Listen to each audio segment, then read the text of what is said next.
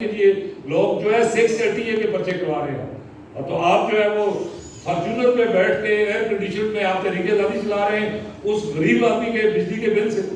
تو اس لیے یہ اب اس کا جو ہے نو مور، یہ سمپل ایک بات ہے. دوسرا جو ہے بار کونسل کا، اس کے جو وائس چیئرمین بار کونسل سے رات کو میری بات ہوئی ہے، بار کونسل جو ہے وہ اس کو پوری طرح فالو کرے گی. جس طرح ہارون صاحب نے کہا ہے کہ ٹاؤٹ اور چمچہ گیر قسم کے لوگ ہر طبقے سے مل جاتے ہیں، یہ تلاش کرنا چھوڑے.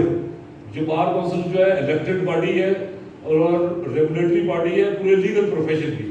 کوئی بار ایسوسیشن بھی اس سے باہر نہیں ہے، اور کوئی وکیل بھی جو باضمیر وکیل ہے وہ بار کونسل کے کسی اس کا نہیں. آج جو کل آپ سے چمچگیری کرنے کے لیے کل پرسوں اور کوئی آپ سے وکیل ملتا ہے، ان میں سے کسی احمد ہے تو آج کسی عدالت میں پیش ہو کے دیکھے، پھر اس کا جو ہے سامنے اس کا انجام نظر آئے گا.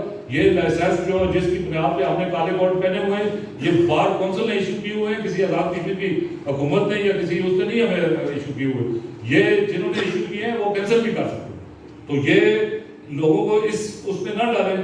اور جو بار کونسل کا جو مطالبہ ہے، ابھی آپ نے سب جو ہے آج چونکہ بار کونسل کی اسٹرائک ہے تو میں بار کونسل کے جو ہے مطالبے کو دہرا رہا ہوں کہ یہ جیلی اور گھٹیا FIR واپس لیں اور مذاکرات کی کوشش کریں. جو 16 رکنی آپ نے وہ کمیٹی بنائی ہے، وہ تو یعنی اس سے تو آپ کی بالکل غیر سنجیدگی ظاہر ہوتی ہے. ان منسٹرز کے بارے میں آپ خود آف کا ریکارڈ کیا باتیں کرتے ہیں، وہ ان کو اس ایشو کا وہ سمجھانے کے لیے میرا خیال ہے عمر خضر چاہیے جو ان کو سمجھانے کے لیے.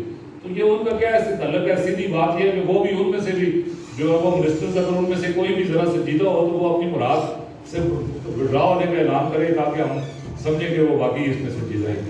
اور دوسرا جو ہے وہ اس کمیٹی کو چونکہ یہ لوگ ڈسکس کرتے رہے ہیں، ورنہ اس جو کمیٹی کو کنسٹیٹیوٹ ہوئی ہے اس میں ریکنسیلیشن کمیٹی لکھا ہوا ہے.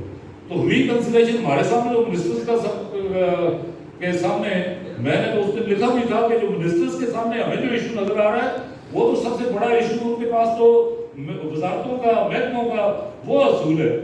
تو مجھے تو اس کمیٹی سے پہلے پڑھنے ساتھ ہی یہی لگا کہ یہ انہوں نے ریکنسیلیشن کے لیے بنائی ہے کہ آپس میں خود کوئی بدل بانٹ کر کے فیصلہ کر لو، ریکنسیلیشن کر لو کہ کس سے کون سا محکمہ کرنا ہے. اس میں ورنہ باقی آزاد کشمیر کے لوگوں کا کوئی ذکر نہیں ہے.